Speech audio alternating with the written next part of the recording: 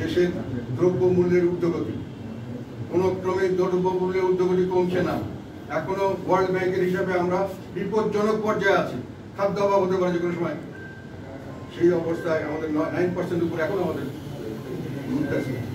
সেখানে আমরা দেখতে পাচ্ছি যে যারা এগ্রিকালচার প্রোডাক্ট তরি তরকারি তারা বিক্রি করছেন, আলু বিক্রি করছেন, তারা বলছেন যে আমরা বিক্রি করে যে দাম পাচ্ছি তা আমাদের খরচ হচ্ছে না, কিন্তু আবার আমরা যখন শহরে কিনতে যাচ্ছি তখন 3, 4, 5 গুণ দাম দেখি। এবং সরকারি উপদেষ্টারা বলছেন যে এটা চাঁদাবাজির জন্য হচ্ছে, যে চাঁদাবাজি আমরা কন্ট্রোল করতে পারবো। তার মানে কৃষকরা উৎপাদন করছেন, তার ফল পাচ্ছেন না, আমরা বেশি দামে কিনছি, জিনিসপত্রের দাম বাড়ছে, মাঝখান থেকে মধ্যস্বত্বভোগীরা অনিয়ম করছে, যেটা সরকার নিয়ন্ত্রণ করতে পারছে না।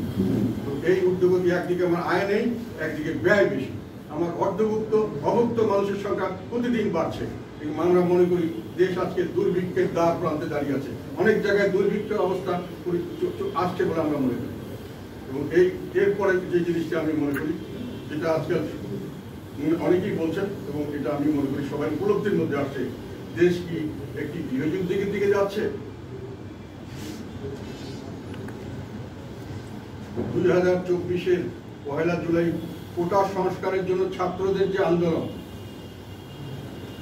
সেই আন্দোলন যখন তারা শুরু করে 3রা জুলাই আমি জাতীয় সংসদে দাঁড়িয়ে বলেছিলাম, এটা ছাত্রদের শুধু কোটা সংস্কার আন্দোলন নয়, এটা দেশের মানুষের বৈষম্য বিরোধী আন্দোলনের একটা পরিচয়।